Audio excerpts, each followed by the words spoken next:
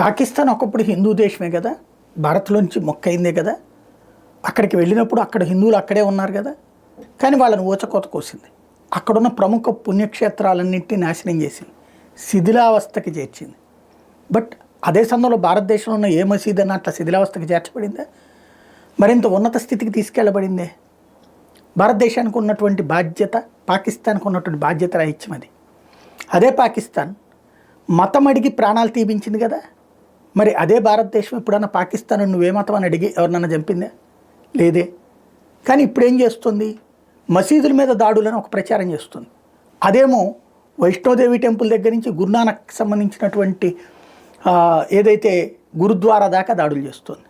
అంటే వర్గాల, అంటే ప్రత్యక్ష యుద్ధం చేయలేనప్పుడు పరోక్షంగా మతాల మధ్య చిచ్చురే కొట్టి తద్వారా శాశ్వతంగా వేషాలు వెయ్యాలని అయితే భావిస్తుంది అది.